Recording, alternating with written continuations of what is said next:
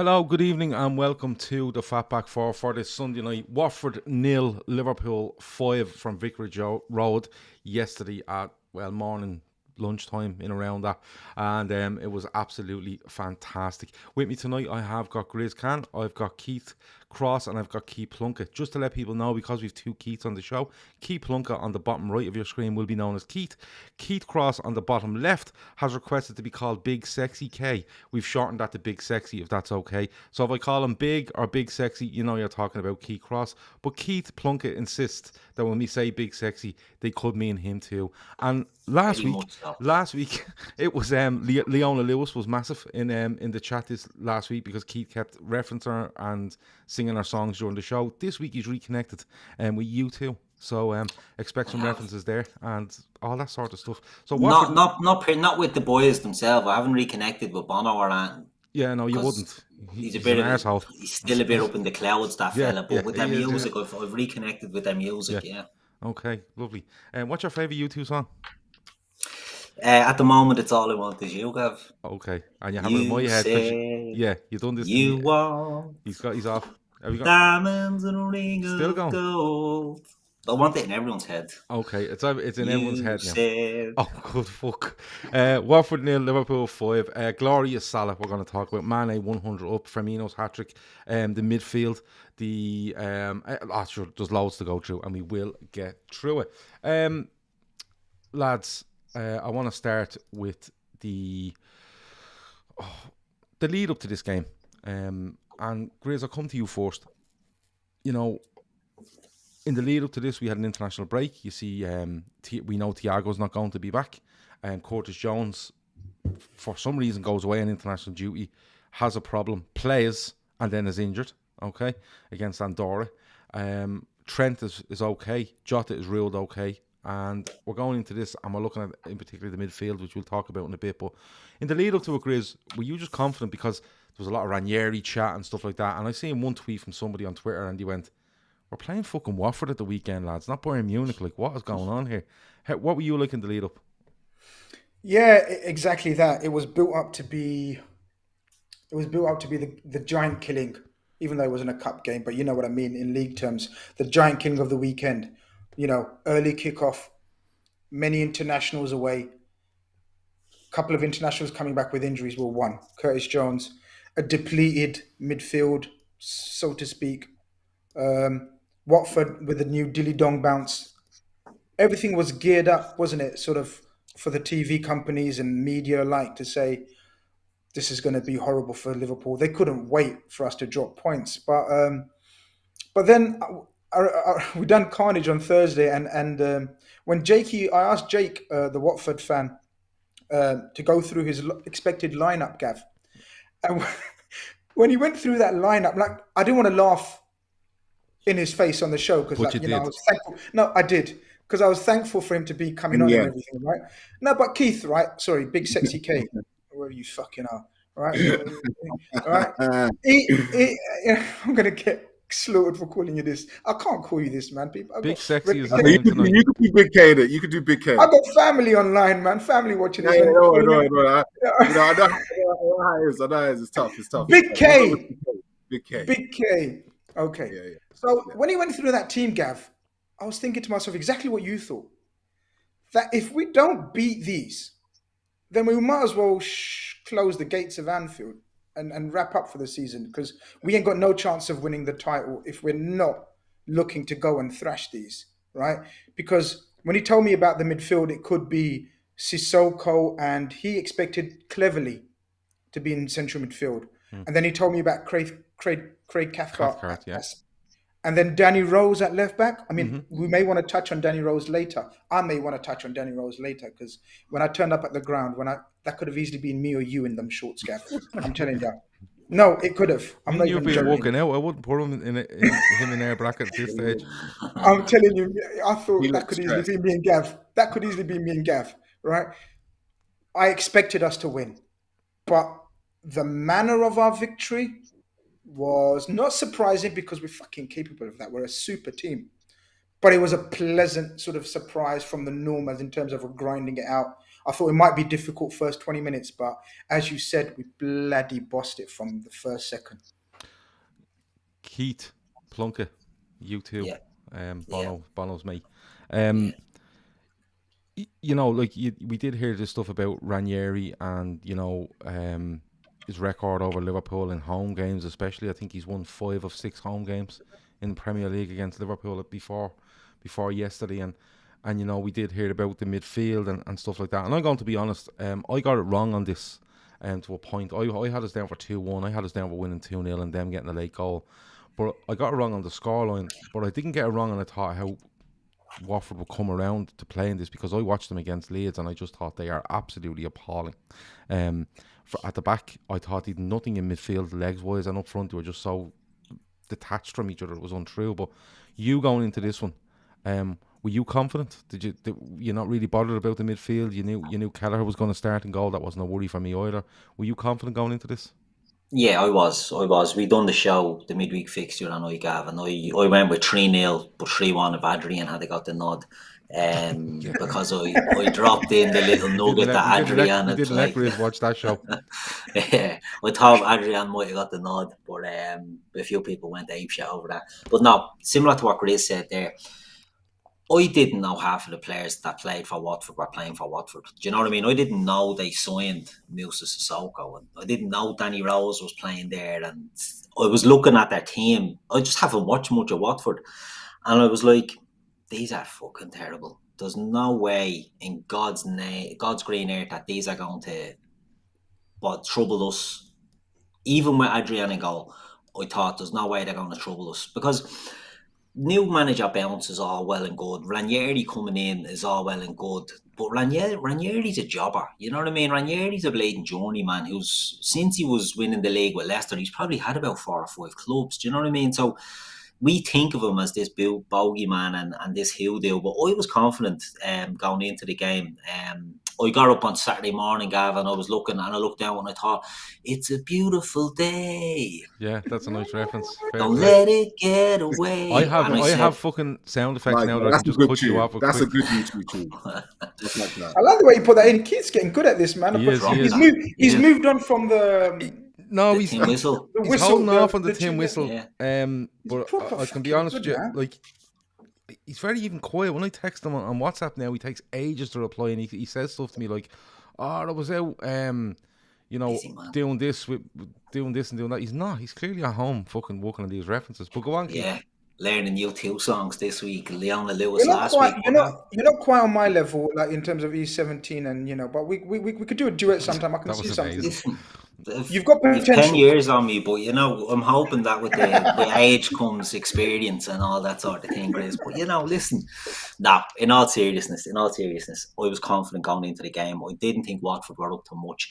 I just think Liverpool at the moment, and I know we've had a few performances that weren't great, but we've got, and we're going to come on to them, we've the hottest hand in the world at the moment, and I was confident enough going into this game that no matter who played in midfield and no matter who played in goal, I just thought we'd have won it. And it turned out that way, and there was people that were a bit nervous about it, because I think we're just nearly programmed as Liverpool fans to be worried about a Watford away because of the time Martin Skrtel and Dejan Lovren got absolutely pummeled down there by Troy Deeney. And your man in goal. Do you remember the fella in goal? Adam Bogdan. Yeah, and of course Adam Bogdan, in my mind, only famous for taking pictures from the balcony at Melwood while he eats a salad and watches the rest of the team train. There you go.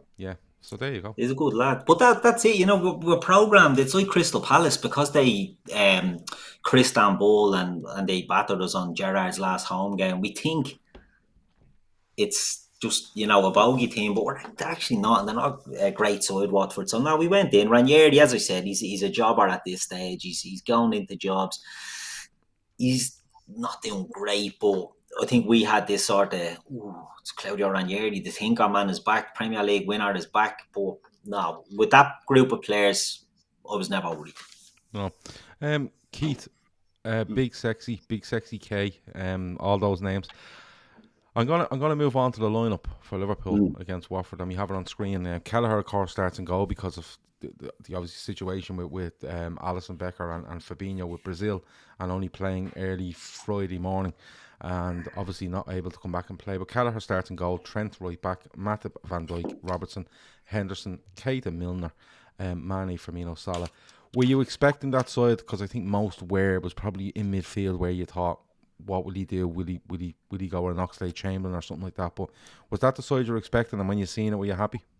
100%. James Milner playing in this game was absolutely inevitable. Whenever we have a few centre midfielders that are hitting the injury table, James Milner is always slotted in, home or away. And you know what? 9 times out of 10, he does an absolute fine job. So I was expecting this. And I think the most important bit about this was Robertson, Van Dijk, Matip, Trent Alexander-Arnold, a back four that is playing with each other week in, week out. So you can put whoever you want behind them and you can put whoever you want in front of them. As long as that back four is as consistent as it is, everything else is just, they Take care of yourself. Freedom. They have the freedom. Milner, Henderson, Keita, they have the freedom now to press. Everyone steps up. Everyone does like that. For me, that formation, when I saw that being the most likelihood team, I thought, yeah, comfortable day. Got 2 things to say. First of all, I think there are probably people in this country that know more ex-Watford players that play for Udinese than the current Watford players that played in this game. And I'm talking about players like Gerard Deulofeu, for example, who went over there to Udinese. That's where they've all gone. They've all gone to play their Serie A football. And this is just Watford are the, there's Watford, there's Norwich, there's West Bromwich Albion. These 3 teams are the classic yo-yos of our time. And you know what? If a sovereign wealth fund wants to pick up another profitable football club that always goes up and down and stays profitable because they get paid, Watford's one of those clubs. And they were never going to have a new manager bounce. They have to come to us with Troy Deeney and a settled side to have to cause us any problems in our current state. Easy. It was everything. It was written in stone that what was to come. They weren't ready. No, even with injuries, they weren't ready. That was a tough ask for them. No, I don't think they were. And I go back. Like Keith said, he hasn't watched a lot of Watford, and I've watched them once, and I just couldn't believe when I watched them against Leeds what they were at. I genuinely couldn't believe what they were at. Second balls were dropping in Moussa Sissoko. And it was a guy in midfield. He might be an Eastern European guy. He's about 34, I think. Yeah, Kuka, is it? Yeah, and they had no legs in them to turn and chase. They had nothing in them, and actually it popped up in Firmino's first goal. We get to in a while, because I looked at it and went, that's exactly what I seen against Leeds, except they had Dan James and, in fairness, Rafinha and Rodrigo, but we had 3 fellas that will absolutely kill you. But it was just, I just could not believe what I'd seen against Leeds, and like me going in, I thought the manager bounce might do something for them and we might edge one, but we get on to how good we were, and I'd say here drinking cans again is top of Mo Salah forever now at this stage.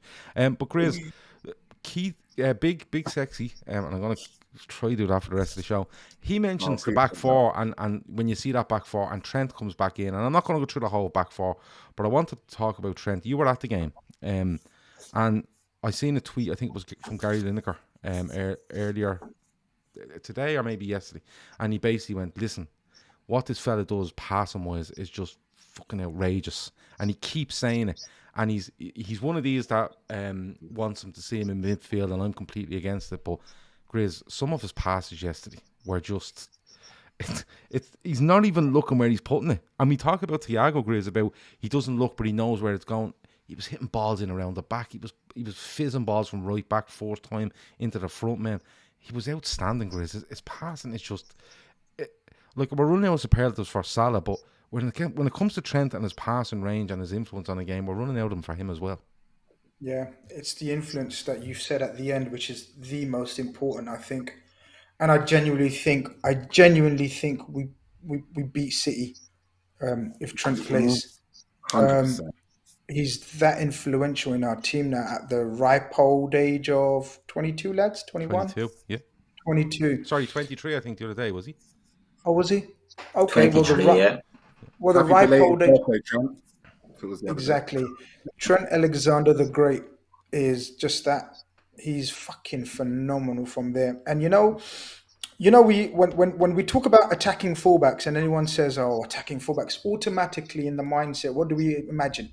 We imagine marauding down the wing, Cafe, Roberto Carlos, overlapping Dani at Alves, all these types. all of these guys, right? Well, Dani Alves, I'm going to hold back on because I think Dani Alves' passing was sensational, but this guy's switch of play is like I've never seen before.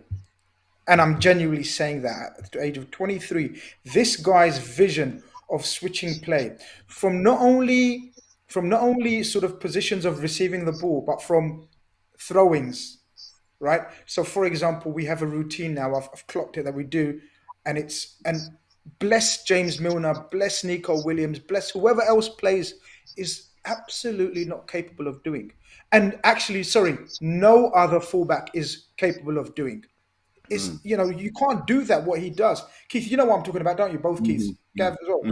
You throw the ball back to him, and his switch of play to Robertson or to Mane is unsurpassed. And so when you talk about attacking fullbacks, he's an attacking fullback from a deep lying position, people. Like, try to think about what I've just said there. From a deep lying position, he's an attacking fullback, which means it must be his range of passing, as Gav's referred to. It's sensational. The passes into midfield he was doing, like you said, Gav, without even looking or He hits one first half. On the half volley. I think it's played back to him, just along the ground, and he doesn't look. He hits one in behind for Salah, and there's like a compilation video earlier of 3 or 4 he hit, and this one was in it, and it's played back to him, and you're thinking, what's he going to do with it? He may turn and look for a centre half, or he might look for inside for his midfield, and he just fizzes this thing. He just bends this thing and right into, I think it's Firmino's feet, and Firmino just taps it off to the next player, and they're gone. And sometimes you see passes, Grizz, where it's a brilliant one in behind for Salah, or it's a brilliant one, a big switch for Robertson. Can he get a cross in? But these ones are as important, where he's just banging something into somebody. Breaking lines. And the first touch from Firmino is knocked to Keita, and Keita then is putting, say, Robertson away or whatever it might be. It's unbelievable to watch, and it's not even the quality of the pass, it's the technique that he hits them with. It's effortless what he does, absolutely effortless. And I just had to give him a mention, but sorry, I interrupted you there. No, you're right. Absolutely, all of that, and it's beautiful watching, live. I mean, I hate being one of those people that says when you see it sort of happen in front of you, and what you don't see on the TV is, when Trent's on the ball, the rest of the team come alive. Do you know what I mean? They all expect him to be able to find them from any angle. And that's such a weapon to have, people. That is such a weapon to have. As soon as he gets it, Naby Keita becomes alive. Henderson sort of drifts into space and Salah and Mane are gone. Like, Salah and Mane know that he's seeing every movement. It's pretty unique for a 23-year-old fullback, I say. It really is. And when you say that everyone switches on as soon as he gets it, the thing is, like, when most fullbacks get a ball, right, you're looking at a centre-back or a midfielder looking for an angle to get it off him, right? Or maybe his winger or his wide forward looking for an angle to get it off him. But genuinely, when Trent gets this ball 10 yards inside Watford's half, 10 yards in from the sideline, 7-8 players are all making moves going, he can hit any one of us here. And he can switch it to Robertson. He can zip one into Keita. He can put one into Firmino. He can put one over the back for Salah. He can switch it to Mane, who has Robertson supporting. And loads is being made, and Shawnee's being a big advocate of the diagonal from Virgil, which we seen yesterday as well. He's been a big advocate of that. But this is as big for me, because not only is the diagonal there, everything else is there. Everything, the whip passes in behind, it's just unbelievable. And I think you're right. I think an extra dimension against City with Trent there. I don't think you see City trying to overload as much down that right hand side. And exactly I think you made the point after the City game that if you watch the left back what's his name? The left back, the good fella. Cancelo. The way he sat back but they still overloaded Grealish. I don't think he would have seen that against Trent either, because he would have been Grealish would have played a couple yards. No, Foden would have played a couple yards further back if Trent had played that. because he would have been trying to cover Cancelo, because Trent has that ball to kill you with.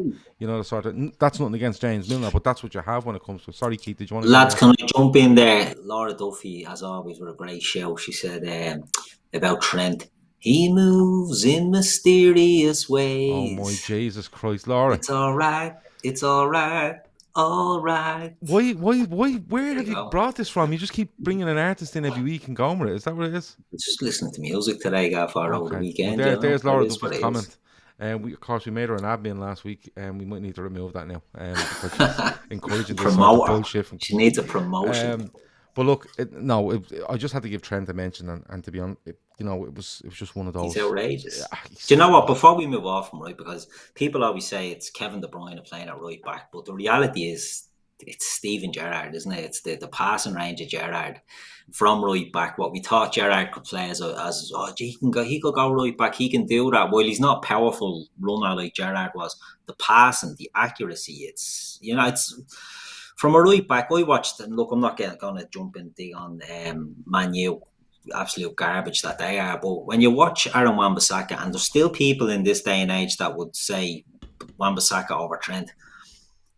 It's night and day, the difference. And you can talk about the attacking fullback and the defensive fullback, but the weapons that Trent has, and you've all touched on it there, that pass, the fact that he gets the ball in fucking no man's land, in halfway into his own half, and every attacking player is making runs here, there, and everywhere because they know he can be hit. It's an outrageous talent that we have at right back. And while he was missed against Man City, certainly. Look, we just have to get him through and hope for the best, because the drop off, Milner, able deputy, but he doesn't have the legs to be doing the job anymore, and Nico Williams doesn't have the technique. I think it's the hardest position for us to cover is the Trent one, because there's nothing like him. Yeah, there's nothing like him. I've seen stuff like Real Madrid in for Trent Alexander-Arnold. Best of fucking luck. Best of luck. I don't see where this comparison with Kevin De Bruyne comes from, because Kevin De Bruyne for me is a brilliant footballer while on the front foot and moving is a picker of a pass. I don't see him as an orchestrator of play. Now, it could be, people would say, you're out of order there, but I don't see him as a massive orchestrator of play. I see Kevin De Bruyne as someone that when a ball breaks in midfield and he managed to get it over his feet and he's moving forward at pace, he's really good at picking a pass, and his weight of pass is brilliant. But Trent's literally standing on the ball and just going, I'll just stand on this ball here and then I'll clip it 50 yards wherever I fucking want to. I just think he's ridiculous. But for me, he is the modern day David Beckham. That is, for me, is the comparison, because David Beckham for Manchester United, from set pieces and from his technique and being able to almost find a pass where defenders are not even in position yet to defend the situation from that right side, that's exactly what David Beckham was doing for Man United. That's why Man United was so successful. He played those passes. He had that technique, and we're seeing that kind of skill set from the right-hand side. We're benefiting in today's world. But David Beckham was one of my favourite non-Liverpool players, and that technique he had on the ball, that way to find that pass, that's where I would compare Trent. So that's my call for comparison between them two. But they're all attacking players. I didn't think that we're comparing them with. They're all attacking players, and this fella's playing at right back. Beckham would be a right back in today's game. Not bad shout. Yeah, you play him right back for that ability to find the pass from there. You play him there. You wouldn't play him in the right forward positions today because he doesn't have that pace. He's not attacking. And you're right, Kevin De Bruyne. It doesn't make sense. Kevin De Bruyne is a forward-thinking midfielder who tries to score goals.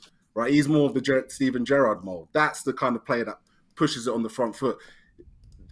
Trent Alexander-Arnold's an orchestrator. Yeah, well, Naeem Yassin... Conductor. Naeem Yassin says De Bruyne doesn't control games. He spends most of his time right wing spamming crosses. But I just think it's interesting, and that's where the midfield show comes from. Because he's like Kevin De Bruyne. He plays. I just think you've never seen that like him. At right back, I've never seen it. And you can talk about Cafu. I loved Zanetti at right back. I just thought he was fucking outstanding. He couldn't play. He was so fucking good as a footballer. But I don't think you've seen anything like him. I genuinely believe Philipp Lahm, Joshua Kimmich, they're all great players, but they can't do what he does. They No, cannot do what Trent does. I just don't think you've seen. I don't think you've seen anything like him. I genuinely don't. I think it'll be a long time before you'll see any more as well from him either. You know, anything similar to him. Keith Plunkett, I'll stay with you. The midfield, because there was a lot made of this midfield, and you know what way are we going to play and who's going to play, and you know I've seen on social media stuff like, you know, oh, we've only let Henderson and Keita and maybe we didn't know, would it be Oxlade-Chamberlain, you know, would it be Milner, and it's not ideal going into this game, and Ranieri and the crowd will be up, and the midfield were fucking brilliant yesterday, Keith. Now you have to take it with a pinch of salt where Watford were terrible, but Liverpool just came out and stamped themselves on Watford from minute one and went, no, we're not having this shit. Yeah, no, it's true. I mean, we spoke again the midweek fix, we were predicting who we thought would be in there, and I think we all thought it would have been obviously Curtis Jones instead of James Milner. I don't think anyone expected Ox and Keita. To me, never really works when the two of them are in the team. So I thought it would have been Keita, Henderson, and Curtis up against Sissoko and Kuka and whoever else they had in there. And you just felt although James Milner is aging as well, and Jordan Henderson is over 30, they just don't look as leggy as them Watford lads. They're carrying too much weight. They don't look as mobile. You just weren't worried. And if I had been Ox over Keita, I still think we'd have dominated them. Do you know what I mean? But the midfield performed excellently. They were getting on the ball. They were closing things down. It was just a throwback nearly, that they were just pressing and getting in the face of the Watford players and not letting them settle, or not letting them, you know, we didn't allow Watford to get the new manager bounce because we were on it from the start and we got into them. And as we've said, Watford aren't a great team. They've got players, they're old, they're slow, they're not really what you want in them situations. They're not wily, you know. Moussa Sissoko's a decent player. He's not a great player. He's not a wily player either. He's just he's a bit of a nutting player, do you know what I mean? I don't mean to be too disrespectful, but he's the best they have. And obviously Sarr up front is their star man, but he didn't get a look in, because if you can't feed your forwards, if your midfield can't do it, you might as well not have them up there, do you know what I mean? So it was just, the midfield were non-existent. We didn't expect it to be any different. When you look at the players they have there and the Tom Cleverleys and all that are coming in, I just wasn't worried about them. And I thought lads, whoever had a start, and Milner coming in and playing, you know, Milner had a great game after a tricky game the previous time against City. You know, it was a good showing by him. But what you get with Milner, you get game intelligence, and he knows how to run a game like that. Of all them, Milner knows the sensible sort of player. He knows how to nullify any threat that they would have had. And then you allow Naby Keita to get out and play ball. You know, Naby Keita is a player that comes in for a lot of criticism from Liverpool fans. And look, I've criticised him in the past, but he's a good player when he can stay fit and he can prove it. And if he keeps putting in good performances, you can't argue. I thought he was good yesterday. I thought they all worked well, worked as a unit. Yeah, Grizz, little stat there for you. One for the history books from Liverpool FC yesterday. 800 league wins away from home. Yesterday, that marked that yesterday. All right, just wanted to throw that in for you there, Grizz. You can keep that one for free.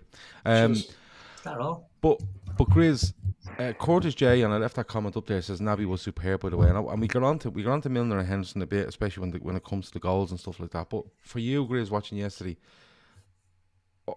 when we're on this show, Grizz, and on the Daytrippers, and you've been on, you know, other channels and stuff like that talking about Naby Keita. Nobody has ever questioned his ability and what he has and what he can bring to a Liverpool side if he's fit. It's always been about his reliability. And you know what? Yesterday, Grizz, I thought he was very, very good. His pressing was excellent. He kept the ball, he moved it. He done, and like we said, Grizz, a while ago, he's doing what you expect from a Liverpool midfielder. What did you make of him yesterday? Because it was big on him yesterday, Grizz. You had Henderson moving back to 6. You had Milner playing again in midfield. And they were probably looking for Naby Keita to be the one. If they thought the game was going to be a bit scrappy and we need something, he was probably going to be the one they looked to, you know, as Keith said, provide our forwards with something. And I just thought he was great from start to finish.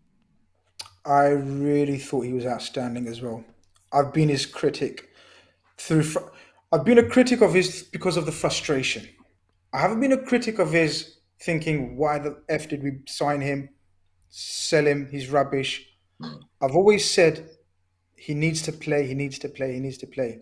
He hasn't put a foot wrong every time he's played this season. He genuinely hasn't. No, he's been good. Yesterday, I don't know if you're going to come back to James Milner, because I could easily spend half the show talking about James Milner yesterday. Right, he was absolutely insane.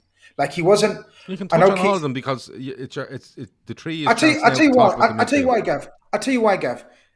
Because as a unit, everyone doubted yesterday's midfield because of the individuals, because of the names of the individuals, and how they would play as a collective.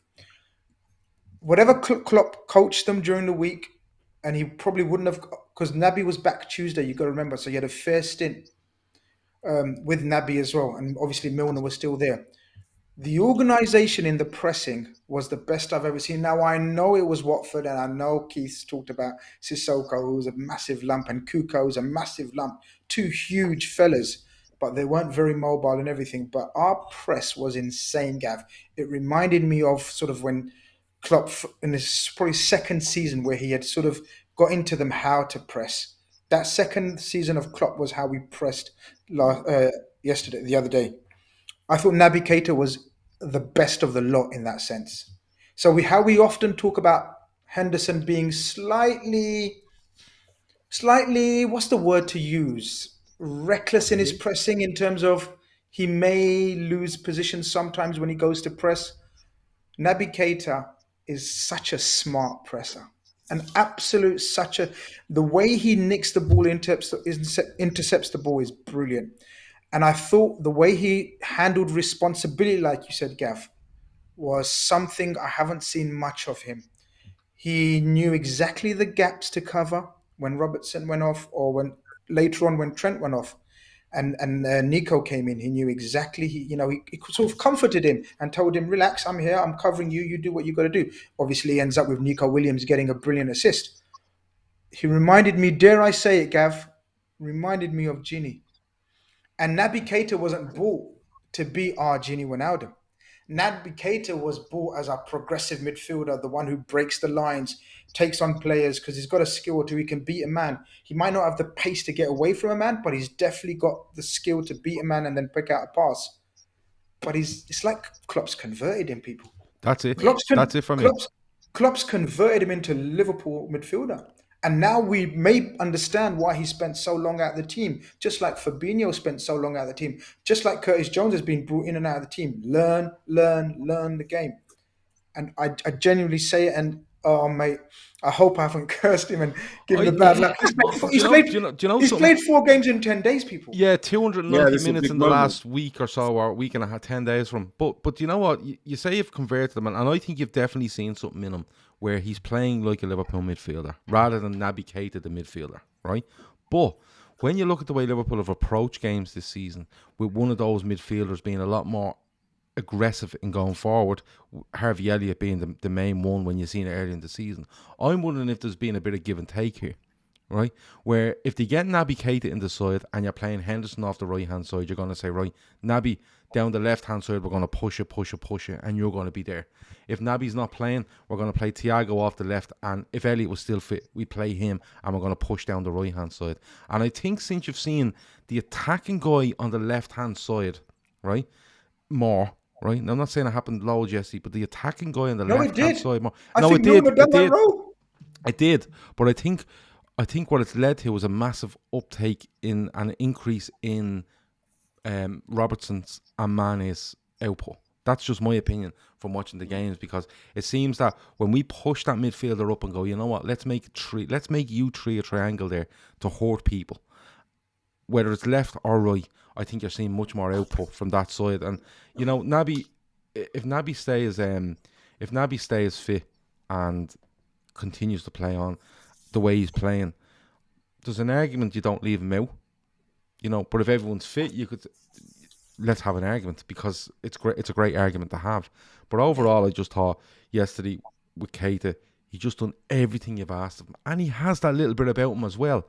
And if Liverpool can find a way to get that out of him while he's doing what he's meant to do, and people will point back to efficiency and, you know, that was Liverpool's midfield. That was what they were all about, functional and stuff like that. If you can get him to be functional and have that little bit about him and stay on the fucking pitch, you have a fantastic player. Because I've constantly said he's all the tools to be a brilliant player in this Liverpool side.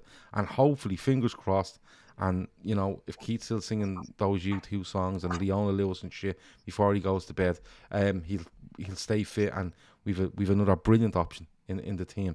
Let's talk some goals though. Big Sexy K, I'm going to come to you. Come to the sexiest part. The sexiest part was the goals. Yes. So, the first goal, and I'm delighted with how early it was, because I can't remember what player was interviewed afterwards and said, we haven't really started games great. We haven't pushed teams great, but yes, it was Salah. Was it Salah? It was somebody who was interviewed and said, look, I might have been, I don't think it was Salah I seen, but it might have been a couple of them said it. I heard Salah, yeah. And you know what? Big Sexy, 9 minutes in, Salah is I think it's Trent wins the header. It drops down. Salah is so strong. And then the ball is just fucking mind blown. And the finish is just so good. And Mane is 100 goals in the Premier League. But it's a great start, isn't it? 9 minutes in.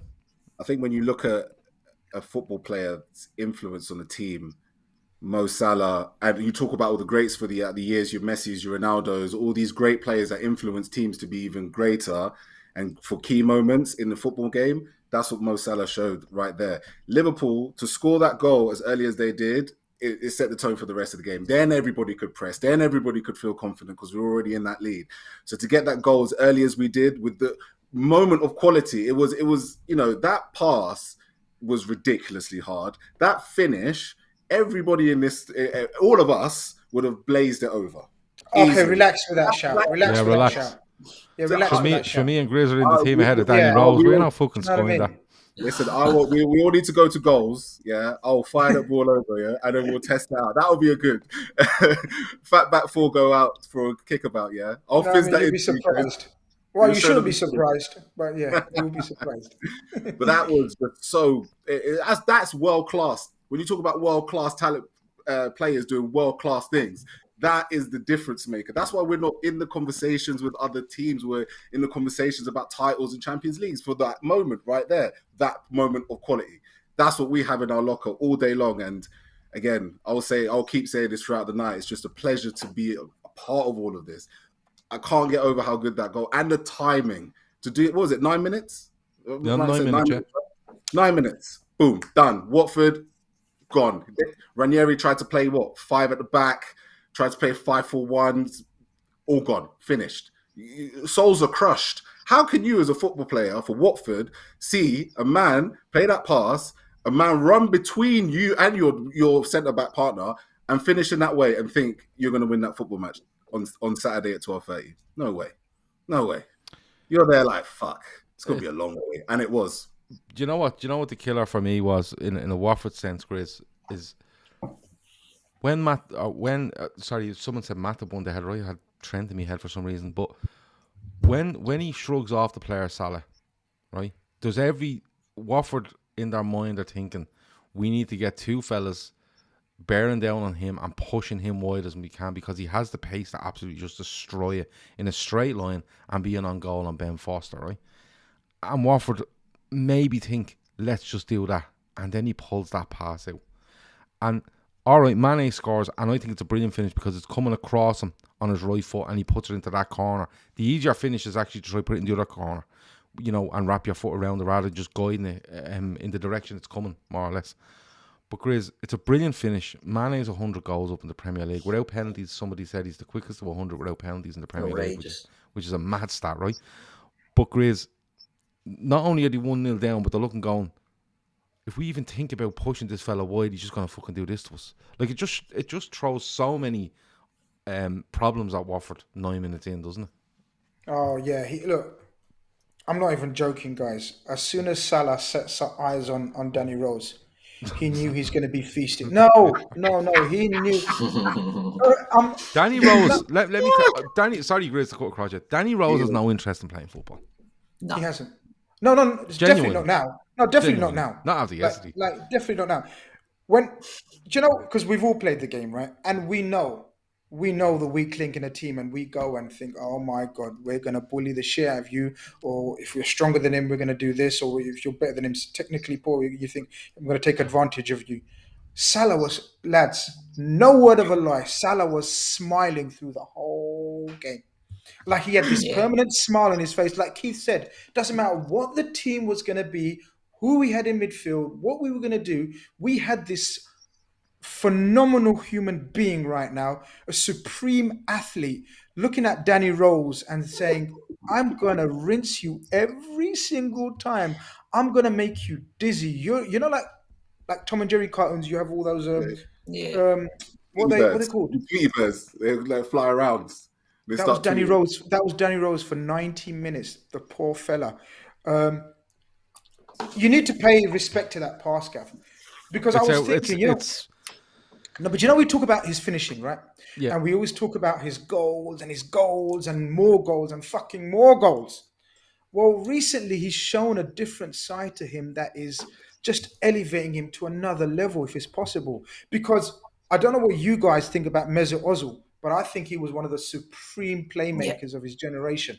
If Mesut Ozil does that, we drool. We absolutely drool about, because that is a Mesut Ozil pass. If Messi does it, but Messi is an alien. If Messi does that, we say, wow, look at that pass. Look at the weight of that pass.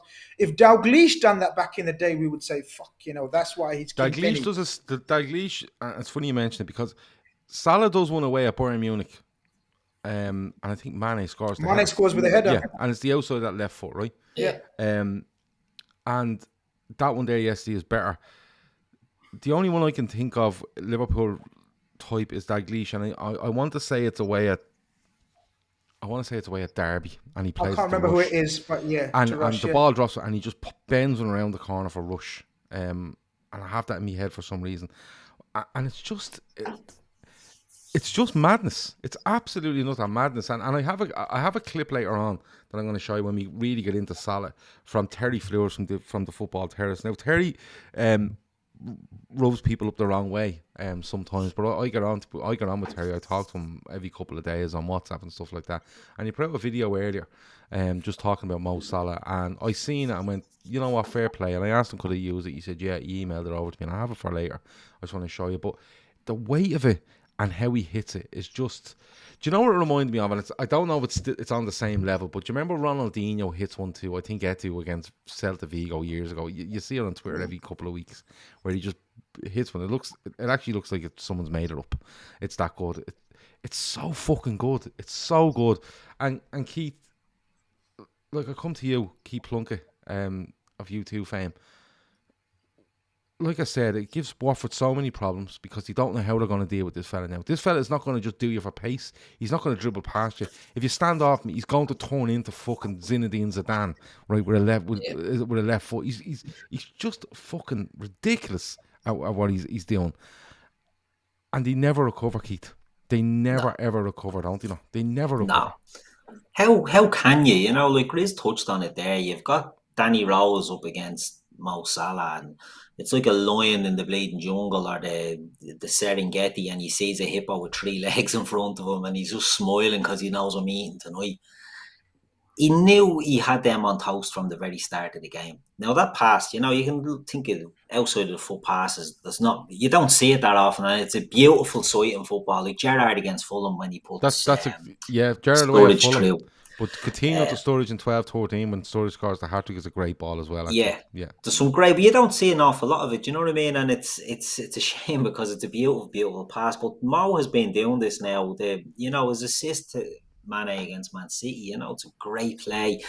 He's just a player who's on the top of his game now, and there's I would have been critical of him in the past, Salah, for being too maybe one-dimensional, that he gets the ball and he was head down, he was running at goal, he was cutting in onto his left foot and getting the shot off. He still does that a bit, but he's added so much more to his game in the last year.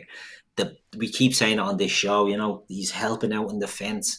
He's winning the ball deeper. He's everywhere now. He's working more We're for the ruining our team. chat for Salah later. Yeah, I know. We'll move off that, but you know the You pass itself. started it. I know, You yeah. asked about. Yeah, I'm you just did so sort of excited lead and me I have down, cans. You know what I mean? Well, I'm so Sounds excited. you led on. me down the path there. But anyway, Exactly. great pass. But the thing is, right, Mane, 100 goals, no penalties. It's a great stat. It's a great stat. And we still be critical of him because he's not playing very well. Banging in goals. Do you know what I mean? He's banging in goals. And yesterday was an example that's similar to City, not having to think. Do you know what I mean? I think Mane, when he's not having to think at the moment, his game might not be great, his all-round play, but he's still getting them goals. And it's great to see the lads all chipping in at the moment. Like, well, Mo is on another level.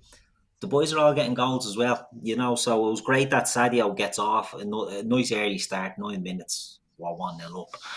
But it sets the tone for the rest of the game, you know what I mean? And Watford knew then, no, get me out of here. Do you know what I mean? They couldn't get out quick enough. Well, to be honest with you, I want to leave Salah's goal out on its own for a chat, but I want to put Firmino's 3 goals in together and just talk about Firmino and the fact he gets a hat-trick and how they come about and how good we are in them. You know the way, and this is where I was talking about Watford a couple of weeks ago against Leeds, where they just don't have runners and they don't have anyone chasing. And the first one, you know, Milner, the left back completely, or not the left back, he's a midfielder, completely panics and lobs the ball in the air. Milner to Firmino out wide, you know, an overlap. Milner running, no mid. Watch Sissoko in that goal, right? And when Milner passes it into Firmino, Sissoko literally does not run, right? And watches it and watches it and watches it and watches it, and then the ball goes in and he's like, "Oh, for fuck's sake!" And I'm like, "That's your man. That is your man. That's ran past you, done an overlap, and got an assist, and you have not made a single attempt." But Firmino taps in, and that's where you want him. You know what I mean? That's exactly what you want. The second one is a bit fortunate for me. I think the offside flag should go up because Salah is interfering with play. The ball is directed to him, and the defender only puts himself there because Salah's behind him. But Firmino's there again. And like Chris said earlier, Nico Williams gets a great assist by cutting inside and flashing it across the box. And there's Firmino. But Big Sexy, overall, he gets a hat-trick. People were comparing it to the Dirk Kuyt hat-trick against United at Anfield, where I think it totaled about 6 feet over the 3 goals. But overall, I thought Firmino just looked different to me. Do you know what? He looked like Firmino for me of, I hate to say it, probably 2017-18 Firmino. Yeah. He just I don't know. Absolutely on it. I think we're seeing a new Firmino for me. I think we're seeing a different Firmino. This man lately seems to be scoring a hell of a lot of tap-ins.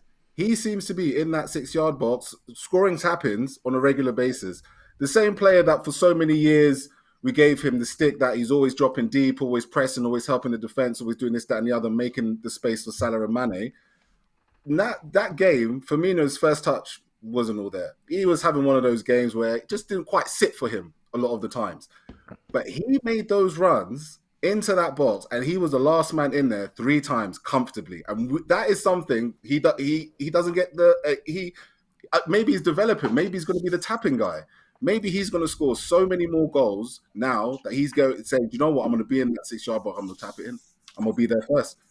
And this is the side of Firmino I thought I haven't seen, but recently I've been seeing it a lot with him. So shout out to him for wanting to actually say, I want to be involved in this goal scoring thing too. You know, at the end of the day, what Klopp has done, flowers to him, he's changed the game and he was given the time to do it. Grizz, remember we had that space, right? We were on that space pre-season. And I said, Liverpool's pre-season was the best pre-seasons of any Premier League team. Yeah. And because of that, Liverpool will go shoot far ahead pretty quickly, as long as they can take advantage of it. Because Klopp had all these players. He had Mo Salah, he had Trent Alexander-Arnold, he had Naby Keita, he had James Milner, he had Sadio Mane, all from the start. Robertson pretty much came in, Scotland. Great point. All from the start. So Firmino, they've obviously changed something with Firmino. They've trained Harvey Elliott to fit into the system. And most importantly, they put Mo Salah in a position where he's not predictable anymore. So all of a sudden, these players are not predictable as they used to be. Keith, I'll agree with you with Mane, 100%. it seems almost sometimes like the ball just bobbles off him at times, right? Whereas before I felt he used to bring it in, kill that ball, go on a mazy run. What is he doing as well? He's scoring goals. Yeah. They're just scoring in the right position at the right time, scoring goals. And you know what? It's Klopp's getting something out of the others, I think, a little bit more, and kind of focusing on them to just score a goal. We're scoring so many goals. Do you know what? Do you know how the way our attacks linking up reminds me of the 18-19 season? Not our title-winning season, but the 18-19 season where we just scored so many goals. The combination play and the newfound. Because look, let's call a spade a spade. Let's not. Well, I'm speaking for myself. I'm not going to detract from my statements or my opinions where I thought Bobby Firmino should be a squad player.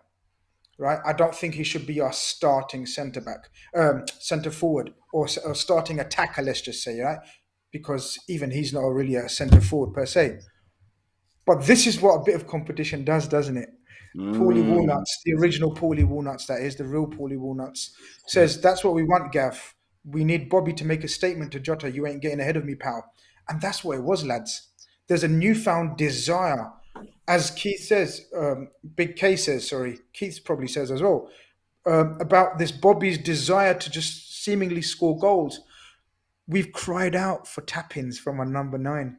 Gav, do you remember we were speaking a few months into preseason, we were saying, we want a striker. Do you remember we were talking about different types of forwards? We were talking about Vlahovic at the time, saying we just want the fella that's in the box scoring bread and butter goals. Yeah, 100%. And Bobby done that.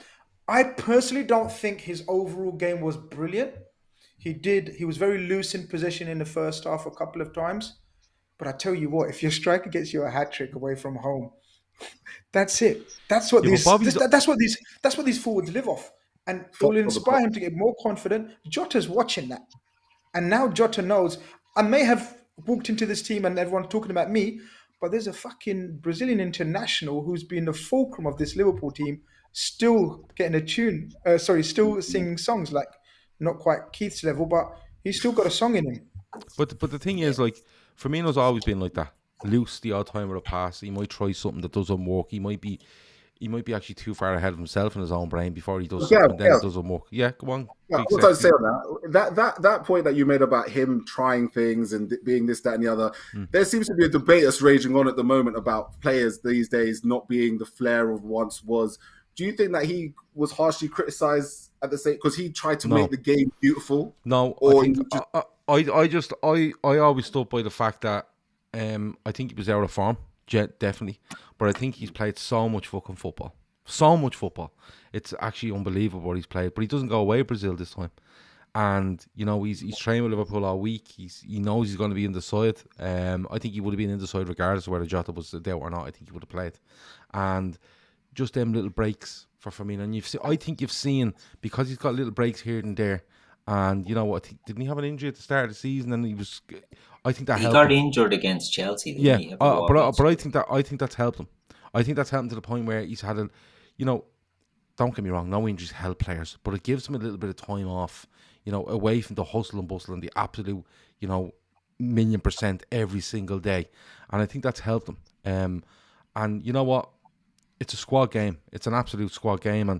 And if he's making a statement to Jota, great. I want Jota to come out against Manchester United next week and make a statement to Roberto Firmino. And if they want to make statements to each other on a weekly fucking basis, which includes them scoring 2 or 3 goals for Liverpool Football Club, they can make statements all fucking day long as far as I'm concerned, because that's what it's Who doesn't like a statement? Well, here's a statement. Here's one for you.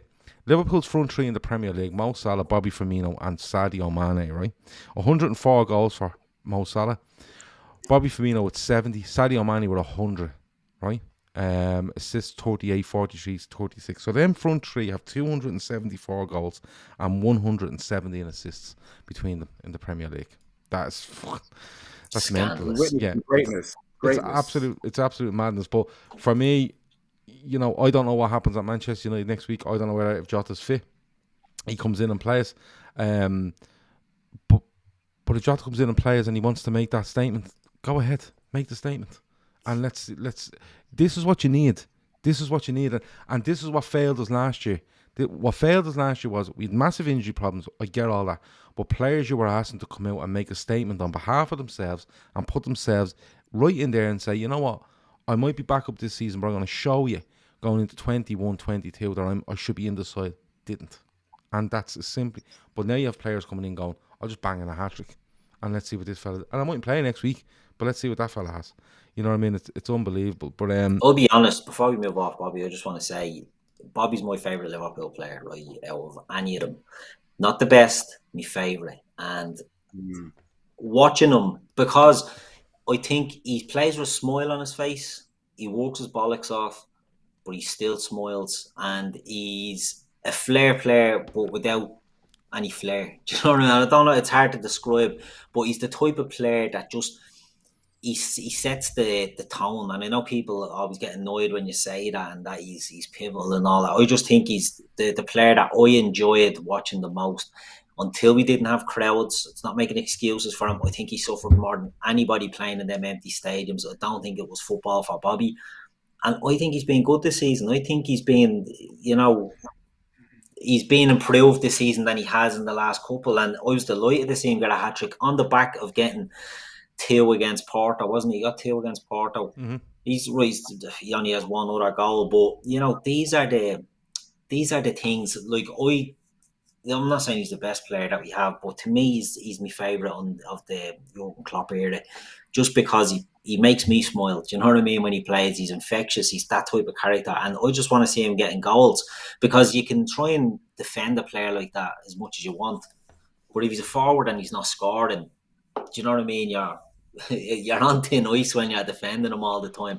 But I don't even think it was the fact that he was a forward not scoring. I think he was a forward that, if you look at his goal record, I think one season he's unbelievable. I think it's 17, 18. He's unbelievable goals wise. 18, 19 might be good as well, but I think 17, 18 might be his highest scoring season. But he wasn't scoring goals, but I didn't think he was playing well, Keith. He wasn't influencing games as much as he used to, because we used to look at it and go, right, he mightn't score loads of goals, but he's absolutely just opening things up for Mane, Salah and whoever else. But it wasn't like that, Keith, and you have to be honest, it wasn't. And I'm not saying that a hat-trick against Watford changes everything for Bobby Firmino. I just think overall this season, I think I've seen something from him where he looks that bit refreshed, and if he is refreshed and he has that extra yard in him, I think he makes a massive difference to Liverpool. Grizz, I'm going to come on to you, and this fella's a fucking joke. Mo Salah, he's a joke.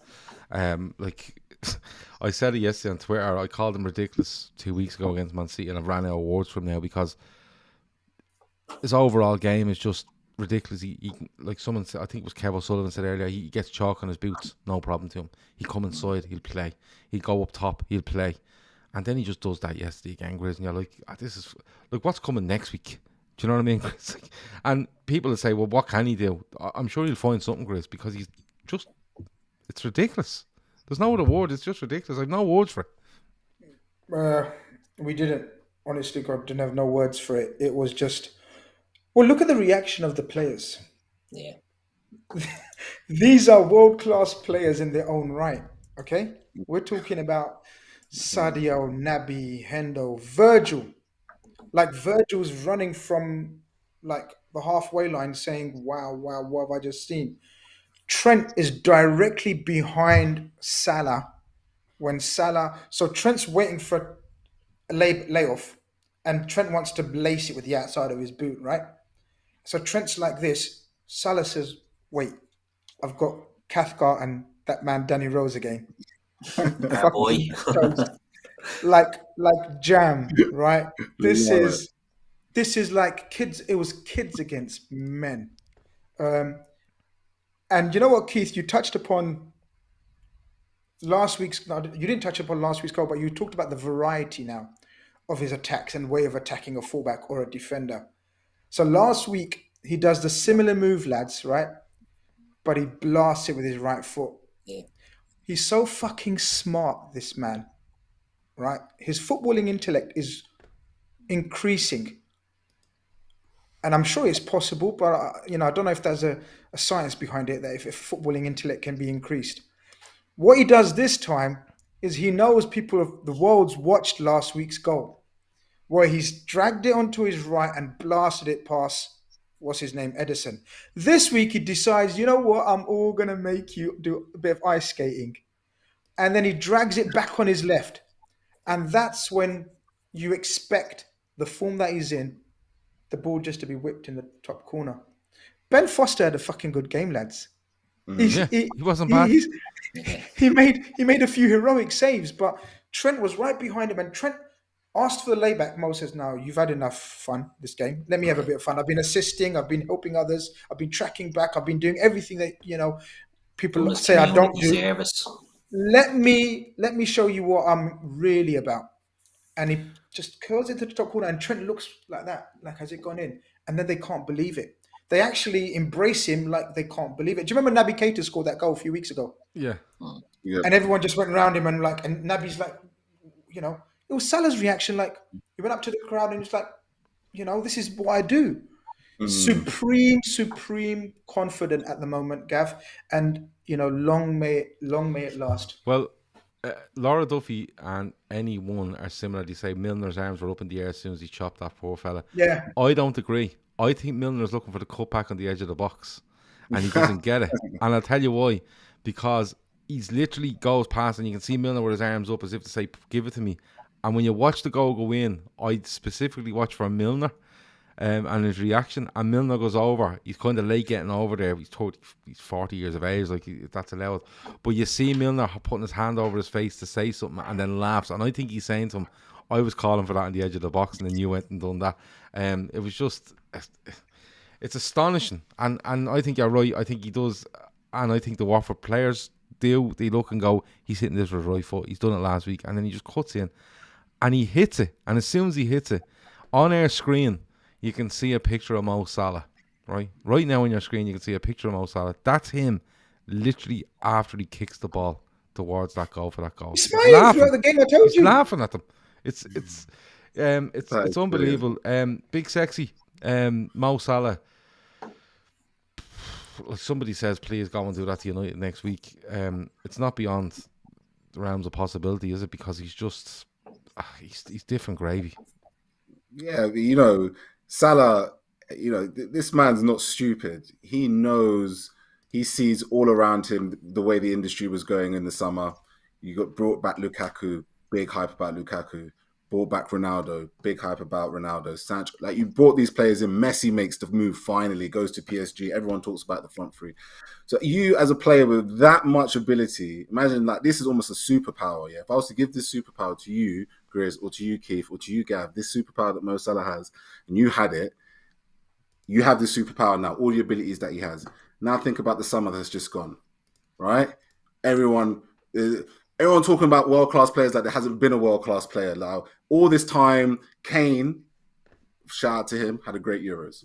He was always the kind of it was Kane and Salah. Kane gone. Kane's unfortunate. Salah has now decided that I'm going to take the mantle as the number one player and prove that I was the number one because I'm the most consistent, I'm the best in shape. Physically and mentally, what he does for himself and what he surrounds himself with, all world class to a T. And the most impressive thing about him is the fact that, and I'll say it every pod, he always goes and has an interview wearing the Liverpool shirt and talking on Liverpool's behalf. He represents the club as our best player. A man that does that, that's why he's for me above the Suarez's, above the Torres's, Coutinho's, all them guys. They were great players. Hardly ever did interviews. Hardly ever truly came out and was the face of the club. And Salah does that. Salah does that all the time. Whenever he's doing this greatness, he's always there as the forefront of Liverpool. And this is what's so special, not just about the talent he has, but the situation going on at the moment. We've built the dynasty around this man. I don't think there's many football clubs in the world that has a dynasty that they can build around that we don't have right in our back pocket already. And he knows that. And now I think it's almost like together they banded and Liverpool know that they are the best team in world football. And I will say it, I've said it, they are the best team in world football. Make no mistake about it. Liverpool are the best team in world football. And the fact that he believes that we can go for Champions League and Premier League says it all. And he said that on camera, and that's what makes him the guy. He went out there, wore that Liverpool top, and said, "Yeah, because we're going to be fighting for titles and Champions League." He said that, and that is special for us as fans. That's special to have. It's absolutely huge for us to have as fans, and you know what? It just adds another kind of string to his bow, I suppose, because he stood up when we weren't great last season and we were going through difficult times, and I think he, not single-handedly, but he had a huge part in dragging us to a Champions League spot. Grizz, the one thing that does come out of it though is, you know, he still hasn't signed his contract, and people will get the more he does this, the more nervous people will get, and I think that's fair. I'm reading into this too much. I have a great laugh on Twitter with Marty Sikora, who every time he sees a tweet from or any social media from the Liverpool official account about Mo Salah, he's like, "Oh, he's definitely signed. They wouldn't be doing this shit for him not to sign." But he has to sign the deal, Grizz. They have to find a way. They know that. Whatever we say about these people that own us, they have their good points and their bad points, and you know the pros and cons. But they're smart fuckers. They're smart fuckers. They know there's two people right now that they know their future is based around, and that's the manager and Mo Salah. Absolutely. Yeah. There's no ifs and buts about it, Gav. And he'll sign.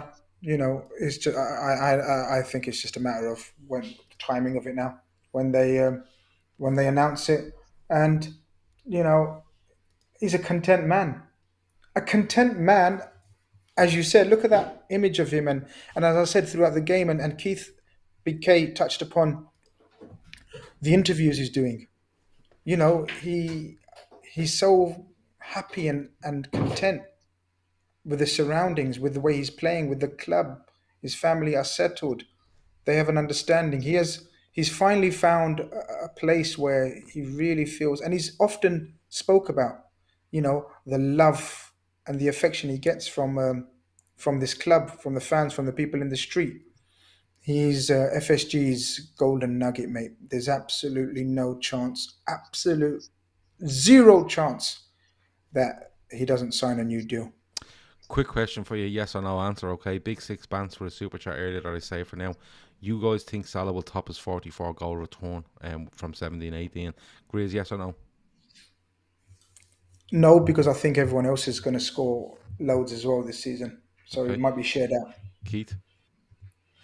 No. No, okay. Big sexy K? Yeah, 100%. He'll break that record, I think. Yeah, I love it. Okay. I think his goal involvements will be record. Yeah. Okay. Yeah. More all-rounder. Nah, the goals are going to... There's too many teams to pepper this season. I think he's 180 goal involvements-ish in 215 games for Liverpool or something like that. Yeah, but what I'm saying is, if people used to Keith Plunkett being the super top confident, always positive red, they've just met Big K, Mr. Big K, who says Salah's going to score 50 goals this season, and we're the best team in the world. He could do. Do you know what I mean? Because I didn't get me say on Salah. I'm assuming you're leaving me till the end, way, because the U2 chat is hopping. And I just say about Salah, you're the real thing, even better than the real thing, because he's now putting himself on the level of Lionel Messi, right? Well, Salah, just while you say that, right? Yes. Salah of LFC says Salah wins the Golden Boot with 20 assists. If Bobby and Manny keep on supporting him, he's gone to a whole new level. Best player, Ballon d'Or 2022 for him. Yeah, but he is. He's lifted his game. You run out of words for him. I have a word for him. He's a scumbag, because Craig Cathcart and Danny Rose have to look their partners and their children in the eye after getting absolutely marmaladed. I don't think they went home. Still there. Yeah, I think they stayed. Looking I think for they done voluntary on the ground. Voluntary quarantine, mate. I'm telling you, voluntary quarantine for them people. Oh, COVID. Sorry, can't come home. Well, big Mad Andy says, who would you start front four versus Atleti? We're going to get to that on the lads in a minute. We're going to do our man of the match. But I did promise you this little clip from Terry Flowers, and I want you to watch it. And I want you to just have a listen and see what you think.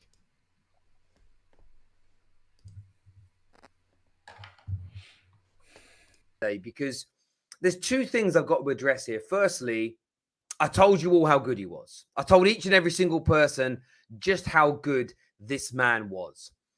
And for years on the terrace, when people have said things like, he's not that good a dribbler. He doesn't have much skill. He's a goal scorer mainly. He scores a few good goals, but a lot of tap-ins and blah, blah, blah. The pass for Mane's opening goal, if Messi's doing that, if KDB's doing that, if Pogba's doing that, we're gushing over it. The fact that the goal he scored today was identical to the one against City, and he's done that 5, 6, 7 times in the Premier League is phenomenal. His dribbling ability, his technical ability on the ball is absolutely top end. Absolutely top end, top class from Mohamed Salah. The second element is this. I saw this in Twitter throughout the course of the game, and I'm not going to lie, it was rattling me. And I'm a Man United fan, and it was rattling me. When people... This is what I call about Johnny-come-latelys. The Overton window. They're like, oh, it's the best I've ever seen Mo Salah. Where's this Mo Salah come from? I'm really falling in love with this Mo Salah. What do you mean, this Mo Salah? This has been Mo Salah since he joined Liverpool. Nothing he's doing now is new. He's in amazing form, but nothing is new. Jokers, put your hands up and say, I underrated Mo Salah. I didn't give him his flowers. And now everybody else is. I want to look like I got ball knowledge. So I'm coming to the party. Put your hands up. Hold your hands up. You were wrong about Mo Salah. He has always been of this level. Top class. So that was Terry calling him top class. Somebody made reference to Terry being like Freddie Lumberg. He does look very like him, which is great. But look, it's just he's just on fire, and there was a super chat there earlier that I wanted to bring up as well. It was about it was very early on, and I didn't want to bring it in when it was off topic, but I'll bring it in now. And it was just from Meme Cray 8. He says, I know it's off topic, but will we please talk about how bad Maguire was yesterday? Media have said absolutely nothing about how dreadful he was. Well, I don't know about that, because I've seen plenty of how bad he was. But when I'd love him to play next week, because I don't think he's fit. I don't think he's fit at all, and I think Solskjaer is just literally refusing to go with a back two of Lindelof and Eric Boye, which means that Maguire has to play, and he was at fault for so much yesterday. And if he's anywhere like that, if he actually improves 50% on yesterday, he's in serious fucking trouble. I genuinely believe that, so we'll have to wait and see. Next week's Danny Rose. Yeah, I want to do man of the match, and I want to do a quick prediction lineup for Atletico on Tuesday night. So, man of the match, Grizz, please. Mohamed Salah, but very honourable mention to everyone, but James Milner in particular. Okay, good stuff. Big Sexy K. It has to be Mo Salah. Yeah, I mean, change the game, key moments. Not Bobby Hattrick. Bobby Hattrick, great. I didn't choose him, but I don't know why I'm putting it in your head. No, great cameo. It could have been a different time. He could have scored 3 goals and been the man of the match and all that. But with the ways, because of what Salah did in the time that he did it, and then the next goal that came afterwards, that's like world-class changing football and bending results to your will. That's what he did yesterday. Okay, Keith Plunkett.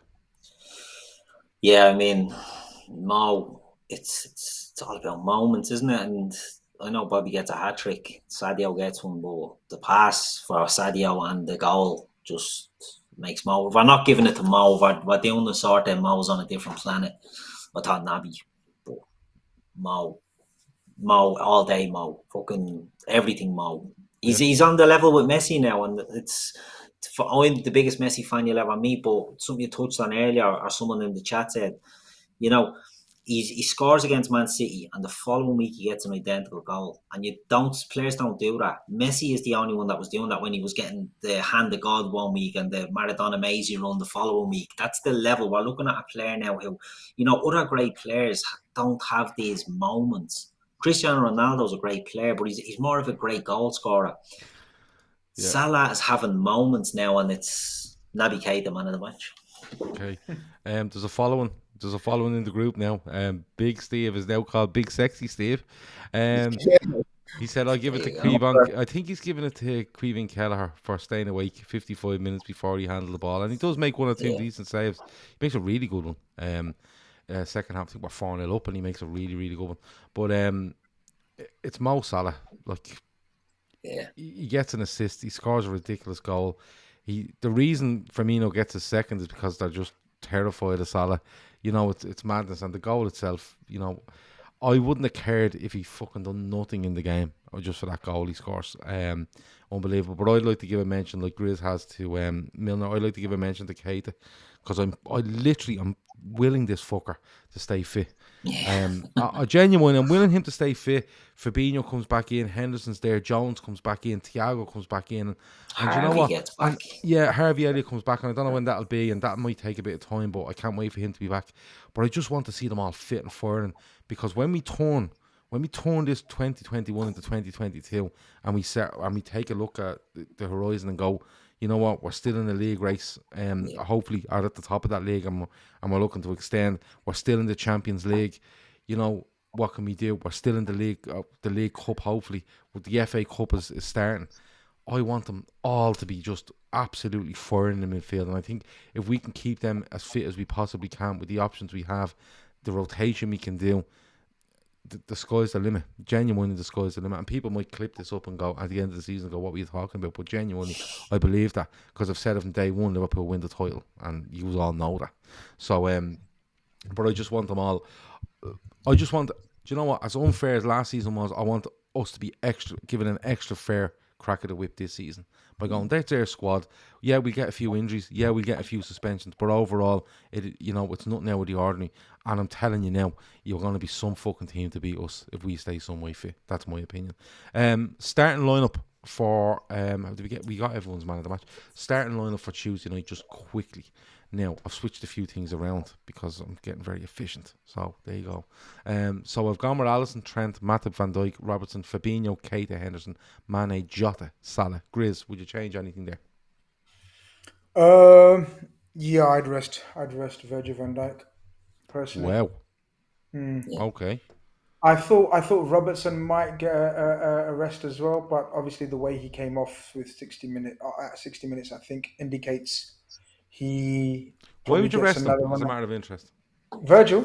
Yeah. He's played a lot of football, Gav. 5 days until United after this. Slowly for Holland as well. He played 3 games for Holland, then he comes back. Obviously, as a stroll, I get that. Maybe that will play a part in his thinking that he's had a stroll against Watford. I just think Atletico is not as important at all as this Man United game, which I think is absolutely huge.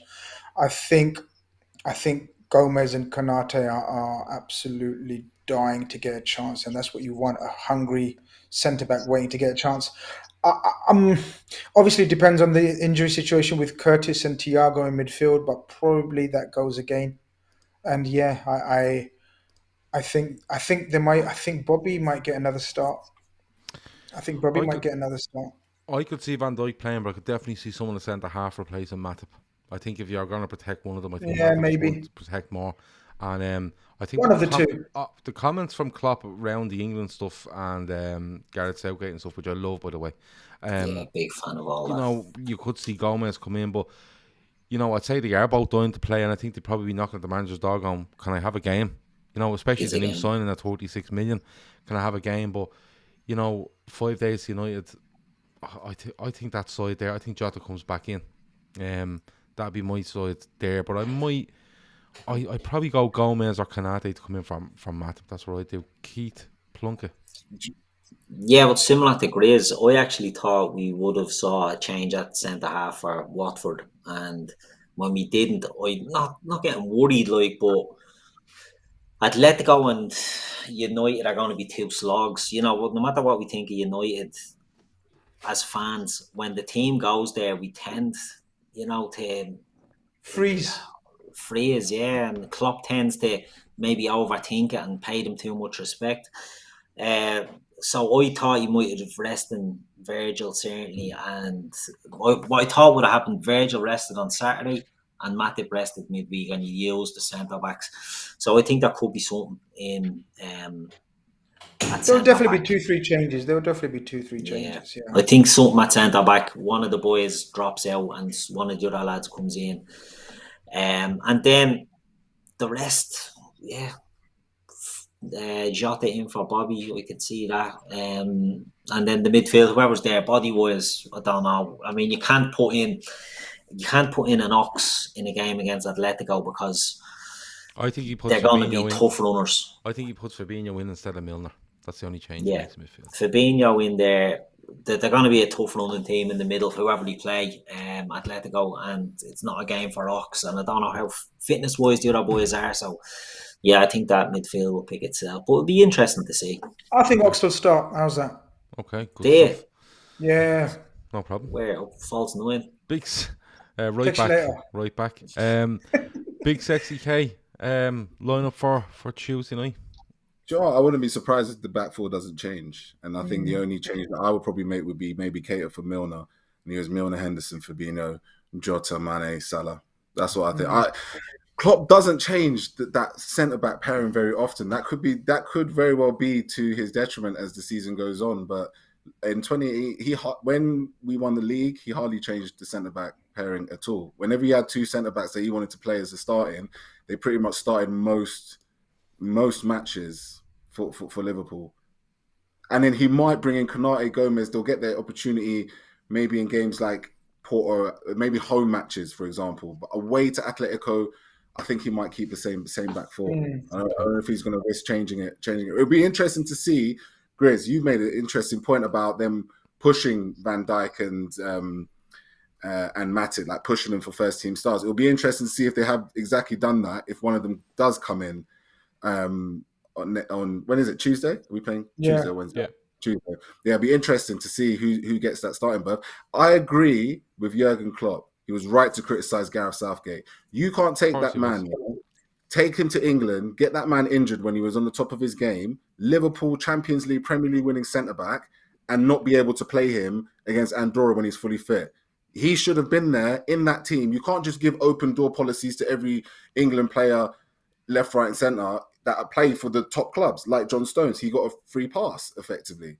Joe Gomez needed minutes, and Gareth Southgate should have gave him. I get that, but I disagree. I get the sentiment and I get the passion from Joe Gomez's point of view, but I think Klopp shouldn't have nothing to do with it, should stay out of it, and would be wise to keep Gomez away from it. Yeah, but I think this carries over from what happened to Joe Gomez on England international duty, because it never came out what happened to Joe Gomez. And I think this is a carryover from this, and I think this is Klopp just having a fucking war going. I haven't forgotten what's going on, because Southgate, for me, didn't say enough on Joe Gomez, and then was a fucking disgrace with regards to Trent Alexander-Arnold before the Euros, and the way he spoke down to him and patted him on the head. And I'll stand by that for as long as I need to, because he's been a disgrace. It's particularly with Trent Alexander-Arnold, the words he used towards him when he left him out of the squad was abysmal. And I think that might be Klopp just having a little dig back to let him know who's in charge. But look, we'll see how it goes. It's going to be a big game. I think it's one of those where if Liverpool go and win it, if Liverpool go and win it, it's one where you go, then you start really looking at Konate, then you really start looking at Gomez, Tsimikas, because you have 9 from 9. You only need a point to go through, really, or one win out of 3 to absolutely certain to top the group. So I think that's what might be in our thinking as well, coming into November and whatever, and December, and as well to be looking forward then towards the Christmas period in the Premier League, which is going to be, as always, mental. But look, it's been a cracking show. I loved it from start to finish. Anything else before we go, Keith Plunkett? Own Book's been on fire in the chat. Oh, yeah. The U2 stuff. Back I have again. to say that there's been a lot of good U2 stuff in there. We might do a YouTube spin-off. Tune in next week to see what artist Keith has decided to bring with him next week. Leona Lewis last week. Going to U2 this reconnect week. with. Yeah, I'm hoping it's someone like Enrique Iglesias or something like that. Balamos, let the music take you over. Yeah, Balamos. something like that. There you Listen go. to a load of that. Anything else? Good. No, all good, all good. Sunday, great weekend. Liverpool win, hit some bunch of shams for 5. Can't beat it. Happy days. Good stuff. Big Sexy K, as you are known this week, and probably not from here on in. Anything else before we go? Just believe in these boys, man. We're the best football team in world football today. Okay, good stuff. I like that. Grizz, anything else before we go? No, just trying to think of a duet with Keith. How are we going to progress this? This could be a secondary career. Didn't you two? Didn't Bono do a? You don't want McLaren if you No, can, if you no, think you Planet can do isn't it? Planet. No. Don't Right, so- don't Planet. You're confusing me. I don't know what clan Yeah, no, it you is. won't know that, and you don't know Irish Celtic mysticism. You can't beat You it. don't. Didn't he do a? Didn't he do a duet with Pavarotti? some American singer, some female American singer? I can do that. He definitely did. Or he collabed with her. Or he done a bit on one of her songs. Someone will tell us in the chat maybe I'm before up we for finish. it. Bono, Yeah, I'm up definitely. Mary J. Blige. when he Mary done J. One. Blige. She Yes. covered One, did she? Yes. Mary J. Yeah, I could Blige do- I covered could do a one, good- and I could do a Bono. good I Mary think J. Bono Blige. was on it. So, Grizz, get onto your Spotify there and type in Mary J. Blige 1. Oh, I don't need to type her in. Oh. I'm Oh, very you're familiar with down. Mary J. all right. So you're part of the Mary J. Reconnected with Blige Mary Ultras. J. Is that what you're I telling grew me? up in the yeah. I grew up in the Mary J. Yeah, that's the one. That's the one. one, yeah. Yeah. I ship myself, what a name, a super chap just to finish. Says Salah has been so professional with the contract situation. Coutinho was faking injury at this point, and Ozil on 300 grand didn't play for months. Yeah, look, let's just hope that that all gets sorted. Make sure to check out Big Sexy K on Twitter at Goalmouth. GOOALMOUTH. Don't check. Could Keith have called Plunkett him out. Goalmouth, couldn't we? In fairness. Yeah, we could have, but Big Sexy K was way better. Make sure you have to check out Keith Plunkett. He's usually on Bridges in Dublin. He's not on social media. So if Hanging you're on around. Bridges, Ever since then, I haven't been recognised. I think it's a bit of a no, ruse. and if I he's think not that on was someone's burner telling me to hang around Bridges. And if you he's might not get on it the now. bridge, if he's not on the bridge, make sure you go and down near the docks. You'll find U2's old studio, so you might be hanging around there signing Yeah, autographs. that's it. I'm close to it. Yeah, We're getting shouted out for the Cores and Bono. Didn't Bono? We done a cover with of Summer Wine with Andrea Core. I think. right. That Well, could there's a be the couple of one we're options talking. there. I We've got can't the vision. options. I'm struggling now. To watch Grizz as Andrea Core, to be perfectly honest with you. Make sure with Grizz, check him out, 90minutes.com. 90minutes.com, isn't it? No, it's just 90 minutes, isn't it? 90 minutes. 90 yeah. minutes, the Big Six, twice a week. His own YouTube channel as well, Grizz Can, so check that out as well. And the last thing and the most important thing above all else is Sienna Steps. They are $5,000 from the target. $5,000 it's down to, right? And I know that they're doing a benefit night, which could raise that $5,000, but we don't know. But they're $5,000 from the target, and I just can't wait for this to happen. We did promise you, me and Andy have promised a night out in Dublin in early 2022, which will happen. It will be on an invite basis, and basically, if any of us are bothered to turn up, we'll send you an invite and you can come along. We're hoping to do a live show that night. And when I say live show, before the 5 is on stage, having a bit of crack, and there'll be a lot of drink taken, and we call it a live show, and we go from there. But Sienna's family we're hoping to have there and stuff like that to celebrate the fact that we've reached this target. She's gone away to St. Louis for that treatment. She's come back. She will be in rehab then when she comes back, but just to give her mother and father mostly and our family who've worked tirelessly a night out to say, you know what, well done. And it just gives us a reason to go out as well, let's be honest about it. But if you're in Ireland or you're in England or you want to fly over, let us know and we'll let you know where we're going to have her. We're going to try to do it somewhere in Dublin City Centre where people can go and, book hotels and shit like that, so it's fairly easy for them. But make sure you go in, the link is in the description. If you type Sienna Steps into Google, you will go straight to her GoFundMe page, and I checked earlier, they're about 5,600 from the target, and I reckon we can do that in a week. That's all I'm saying. We can do it in a week. That is it. That has been the Fatback 4. Rest of the week, tomorrow the forum is on. Tuesday, pre and post match for Letty. Wednesday is the midweek fix. Thursday is Carnage. Friday is Sports Unplugged. Who are Liverpool playing next weekend? I could never look more than one game ahead. United, big one. Sunday. There we go. Too many cans. Sunday we will have. Oh, we've 3 shows on Sunday then. We'll have pre-match, post-match, and we'll have the Fatback 4. I can't believe I forgot we were playing United next week. That's Yeah. Who was it again? I just zone in on the next game. One game at a time, lads. Stop looking too far ahead.